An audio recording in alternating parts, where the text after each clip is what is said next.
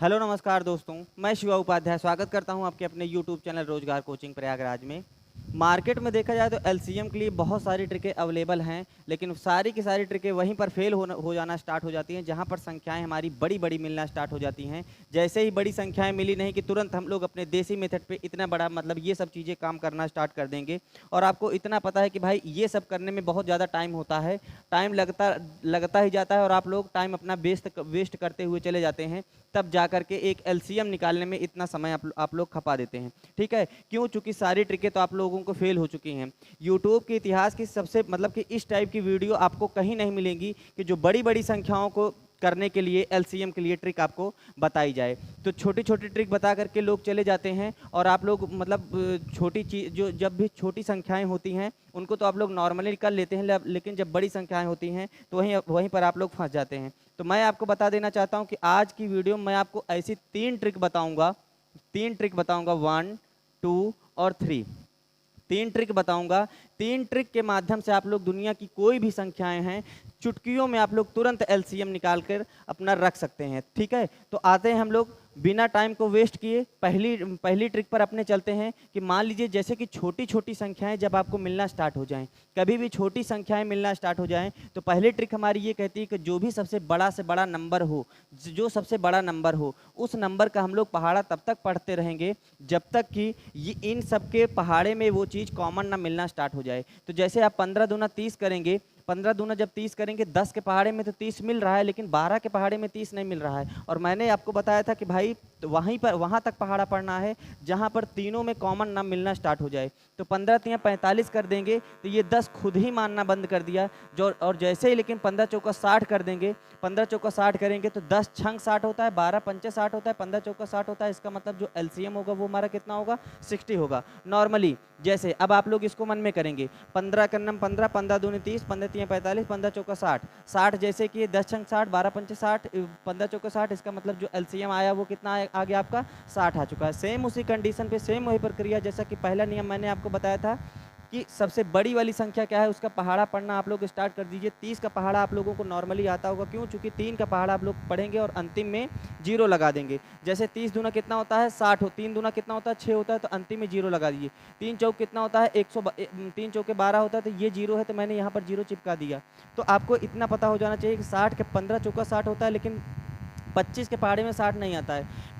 20 ये जो 120 है, 15 अट्ठे 120 होता है, लेकिन 25 के पहाड़े में अभी भी नहीं आया।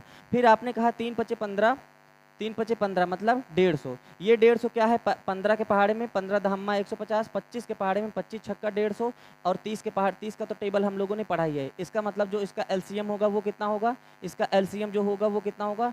150 होगा। तो आइए हम लोग नेक्स्ट अपने उस पर बढ़ते हैं। मैंने आपको बताया था कि भाई ट्रिकें आपके फेल होना स्टार्ट हो जाती हैं। जैसे कि पहली ट्रिक आपकी फेल हो चुकी है, क्यों? क्योंकि सबसे बड़ी संख्या आपको क्या क्या मिली? 48, 72 और 96 में सबसे बड़ा 96 है, और 96 का पहाड़ा ही आपको नहीं आता है। तो 96 का पहाड़ा नहीं आता है, तो इसका मतलब पहली ट्रिक आपकी फेल हो चुकी है। आगे बढ़ेंगे तो हम लोग अब हम लोग आएंगे क्या? दूसरी ट्रिक पर आएंगे। आगे बढ़ेंगे तो दूसरी ट्रिक भी फेल हो जाएगी। इतना आपको देखते ही समझ में आ जाना चाहिए कि अगर किसी भी बड़ी वाली संख्या का अगर हमें टेबल आ रहा है तो नॉर्मली सबसे पहले हम लोग पहला अपना वही नियम लगा लेंगे, पहाड़ा पढ़ लेंगे, वहां पर जाकर के रुक जाएंगे और अपना आंसर प्राप्त कर लेंगे।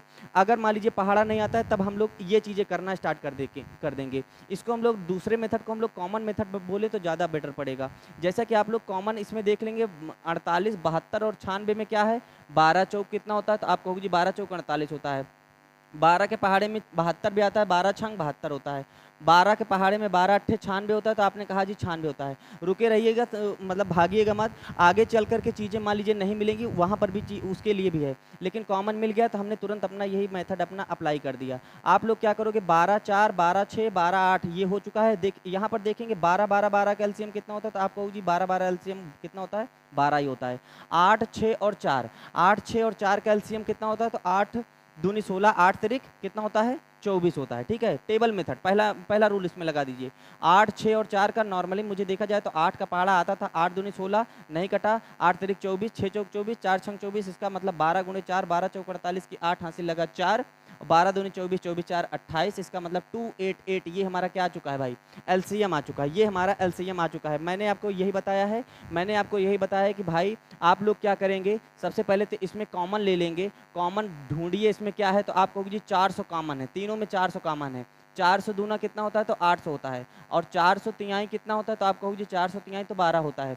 फिर 400 चौका कितना होता है, 400 चौका 1600 होता है। 400 400 400 इसका एलसीएम कितना आया, आप कहोगे जी 400 ही आएगा। 4 3 और 2 का एलसीएम हम लोग चाहें तो पहले मेथड से हम लोग लगा सकते हैं। 4 का पहाड़ा तब तक पढ़ेंगे जब तक 2 और 3 ना मान जाए। तो आप कहोगे 4 दूनी 8, 2 मान गया, 3 नहीं माना। 4 तिहाई 12, 2 भी मान गया, 3 भी मान गया और 4 तो माना ही है। तो आप कहोगे जी 400 गुणे 12, यही हमारा क्या है, एलसीएम है। 12 चौक 4800। तुरंत हम लोग अपना 4800 अपना आंसर प्राप्त कर चुके हैं। लेकिन ये दोनों मेथड आकर के यहाँ पर फेल हो जाते हैं कि यहाँ की चीज़ें हम लोगों को कॉमन लेने में भी दिक्कत हो जाएगी। और 11 0 25 का पहाड़ा क्या याद होगा भाई, 20 तक पहाड़ा याद कर लो, बड़ी बात है।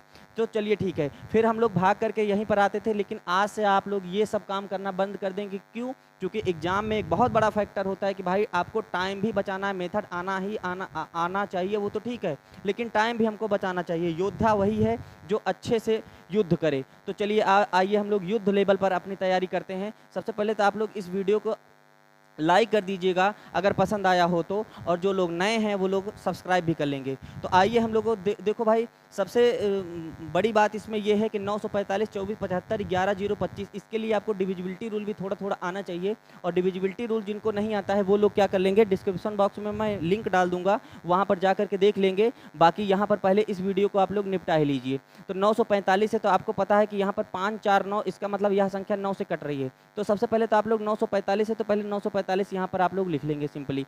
फिर यह संख्या पूरी तरीके से आपको पता है 9 से कट जाएगी, तो 9 को निकाल के बाहर निकालिए, 3 टू द पावर 2 आपने बाहर कर दिया। जब 9 को बाहर कर लिए तो भाई यहाँ पर कुछ ना कुछ बचना भी चाहिए। 9 1 9 9 9 1 9 0 9 5 45। अब आपके पास 105 बच चुका है। अब आपको पता है कि भाई इसमें 5 1 6, इसका मतलब अभी इसमें 3 इंक्लूड है। इंक्लूड का मतलब क्या होता है, 105 जो है पूरी तरीके से 3 से कटता है। इसका मतलब जब 3 से कट रहा है, 3 को निकाल के बाहर कर लीजिए। 3 को निकाल के आप जैसे ही बाहर करोगे, आपको इतना पता है कि गुणा में घाते जुड़ जाती हैं। 3 टू द पावर 2 है, और जैसे यहाँ पर 3 टू द पावर 1 एक 3 निकाल कर बाहर करोगे तो ये 3 गुणा में घाते जुड़ जाएंगी। 3 की पावर जो 2 था, ये 3 की पावर कितना हो जाएगा, 3 की पावर 3 हो जाएगा। और 3 को तो बाहर निकालें तो सबसे पहले इसमें देख लेंगे कि बचा कितना।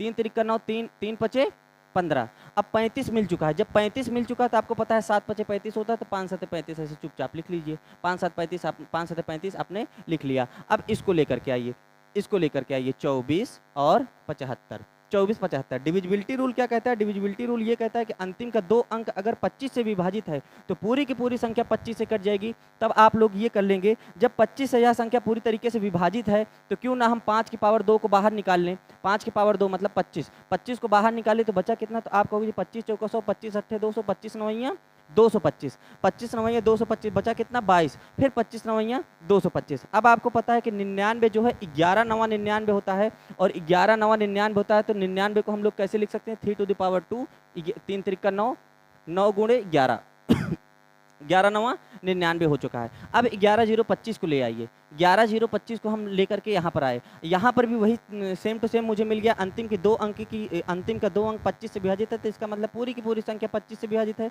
जब 25 से विभाजित है तो 25 में मैं क्या करूँगा, 5 की पावर 2 को मैं बाहर लेकर के चला आया। तो बचा यहाँ पर कितना, तो आप कहोगे जी 25 चौका 100, बचा कितना 10, 25 चौका 100। फिर यहाँ पर बचा कितना 2, 25 से कन्नम 25, 441 बचा है। मैं मार्केट में घूम रहा था तो मुझे एक बच्चा भागते भागते आया और मुझसे आकर के ये बताया कि सर 441 जो है 21 का वर्ग होता है। ठीक है, 21 का वर्ग होता है। तो उसकी बात भी मैंने मान ली, और बात मानने के बाद मुझे ये मिल चुका है कि 21 गुणे 21 होता है कितना है, 441 होता है।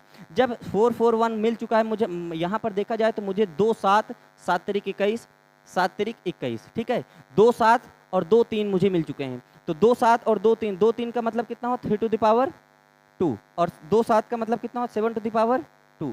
2 7 2 3 मिल चुके हैं। आपको इतना पता है, इसी का मुझे क्या लेना है, इसी का मुझे एलसीएम लेना है, इसी का मुझे एलसीएम लेना है। एलसीएम के लिए आप लोग क्या करते हैं, एलसीएम के लिए सभी संख्याओं सभी अवयवों को लिखने के बाद जो सबसे बड़ी पावर होती है उसी को हम लोग लिख लेते हैं। तो 3 हम लोग, अगर मान लीजिए मैंने 3 लिखा, 3 लिखा, तो 3 में सबसे बड़ी पावर मुझे ढूंढना है। 3 की पावर 2 है, 3 की पावर 2 है, मुझे 3 की पावर 3 मिला, तो मैंने 3 की पावर 3 यहाँ पर लिख चुका। क्यों? चूँकि 3 की सबसे बड़ी घात मुझे ढूंढनी है। 5 यहाँ पर लिखा हुआ है, 5 सभी में देखा जाए तो है, और 5 की सबसे बड़ी पावर कौन सी है? 5 की पावर 2, 5 की पावर 2, 5 की पावर 1, मतलब 5 की पावर 2 सबसे बड़ी पावर है। आप कहोगे जी 5 की पावर 2 मैंने लिख लिया। 3 हो चुका है, 5 हो चुका है। अब देखा जाए तो मुझे 7 ढूंढना है। 7 ढूंढना है। 7 की सबसे बड़ी पावर कौन है? 7 की सबसे बड़ी पावर यहाँ पर 2 है। 7 की पावर 1 है, सबसे बड़ी पावर कितनी है? 2 है, तो मैंने 2 चुपचाप लिख लिया। अब मुझे मिला कितना? 11। 11 की सबसे बड़ी पावर कौन है? एक ही संख्या 11 है, तो इसलिए मैंने यहाँ पर 11 लिख लिया। ठीक है, 11 यहाँ पर मैंने लिख लिया। अब मुझे क्या करना है? इसकी वैल्यू लिख करके सिंपली गुणा कर देना है और अपना आंसर प्राप्त करना है। 3 की पावर 3 का मतलब कितना होता है? 27 होता है। 5 की पावर 2 का मतलब कितना होता है? 25 होता है। 7 की पावर 2 का मतलब कितना होता है? 49 होता है। 11 है, तो मैं 11 लिख लिया हूँ। देखो अब आपको क्या करना है? देखो गुणा भी करना हम लोगों को, चाहो एक नॉर्मली बच्चा होगा वो 27 गुणे 25 गुणे 49 गुणे 11 करना स्टार्ट कर चुका है। हमने आपको कैलकुलेशन ऑलरेडी अपनी वीडियो में बना रखी है, आप लोग उसका भी मैं डिस्क्रिप्शन बॉक्स में लिंक डालूंगा। कैलकुलेशन करने के लिए हम लोग क्या करेंगे? देखो यहाँ पर 25 है, मुझे 25 का रूल पता होना चाहिए। 25 का रूल क्या कहता है? गुणा करके अंतिम में 100 से गुणा कर दीजिए। लेकिन मुझे क्या करना है? ये हम लोग बाद में करेंगे। यहाँ पर मुझे 49 दिख गया, तो मैं 50 माइनस 1 और 27 से गुणा कर सकता हूँ। देखो इसको क्या लिख सकते हो? 50 माइनस 1। अब आप क्या करो? पहले इसको पकड़ो। इसको क्यों इसको पकड़ रहे हैं? क्योंकि 25 और 11 का मुझे फंडा पता है। अब 27 से गुणा करोगे, पहले 27 का गुणा 50 में करोगे तो पहले 0 लिख लो। 5 सत्ते 35 की 5 हासिल लगा 3, और 5 दूनी 10, 10 3 13। अब माइनस 1 है, तो मैं इसमें से क्या करूँगा? 27 को मैं घटा दूंगा। 10 में से 7 गया 3, यहाँ बता 4, 4 में से 2 गया 2, और यहाँ पर 3, 13 23। अगर मैंने क्या किया? 27 और 49 को गुणा किया तो कितना आया? 13 23 आया। मतलब मैं आपको ये कहता हूँ 27 और 49 को गुणा किया तो 13 23 आ चुका है। 13 23, ठीक है, 13 23। अब मुझे क्या करना है? 25 का अपना वही 25 वाला जो फंडा है, 25 वाला फंडा हम लोग लगाएंगे। क्या करना है? 4 से भाग देना है और 100 से गुणा करना है। तो जैसे ही 4 से भाग दोगे, 4 तिहाई 12, बचा कितना? 1 3, 4 तिहाई 12। अब यहाँ पर 3 बचा है, तो मैं 0 लगा करके यहाँ पर दशमलव लगा दूँ। फिर 4 सत्ते 28, 2 30, 4 पंचे 20। देखो कैलकुलेशन भी आपको आना चाहिए भाई, नहीं होगा यही कि आप लोग इसको सिंपली बहुत गुणा करेंगे तो इतनी बड़ी संख्या ऐसे कैसे गुणा करेंगे? तो जैसे इसमें आपको करना क्या है? 25 से आपको किसी भी संख्या में गुणा करने में 4 से भाग करने के बाद अंतिम में 100 से गुणा करेंगे। देखो जैसे ही यहाँ पर 100 से गुणा करोगे, ये पॉइंट आपका गायब हो जाएगा। अब ये पॉइंट आपका गायब हो चुका है, मतलब मैंने क्या क्या कर रखा है? मैंने 27, 25 और 49 को गुणा किया तो 33 0 75 आ गया है। अभी मेरा 11 बचा हुआ है। 11 को गुणा करने के लिए मैंने आपको बताया था 5 को एज इट इज जैसे लिख लीजिए। 5 और 7 कितना होता है? 12 होता है। 12 के 2 हासिल लगा 1, 7 में 0 जोड़ोगे और 1 आपका हासिल है, 7 1 8 हो गया। 0 में 3 जोड़ोगे तो कितना आता है? 3 ही आता है। 3 और 3 कितना आता है? 6 आता है। और 3 को एज इट इज लिखना पड़ेगा। मतलब इसका मतलब जो आपका आंसर आया वो कितना आया? 36 38 25। ये देखिए यहाँ पर 36 38 25। इतनी बड़ी चीज़ें करने के बाद तब जा करके हमारा यहाँ पर ये इतना बड़ा आंसर आया। आप लोगों को हो सकता है लग जाए कि भाई यहाँ पर इसके बराबर तो ये भी आ रहा है, लेकिन वास्तव में देखा जाए ये सब चीज़ें ये इन चीज़ों से हमने छुटकारा पाया। ये चीज़ें डायरेक्ट आप लोग को समझाने के लिए मैंने इतना बड़ा किया। बाकी आप लोग चाहेंगे तो एक लाइन में अपना आंसर यहीं से तुरंत प्राप्त करना स्टार्ट कर देंगे। तो आशा करता हूँ कि ये वीडियो आपको अच्छी लगी होगी। मिलते हैं हम लोग जल्द ही एक नेक्स्ट वीडियो में एक नए धमाकेदार टॉपिक के साथ। अगर जो लोग नए हैं वो लोग सब्सक्राइब भी कर लेंगे। अगर वीडियो पसंद आया है तो लाइक भी कर देंगे और अपने मित्रों के पास शेयर भी कर देंगे। चलिए ठीक है, आज के लिए धन्यवाद।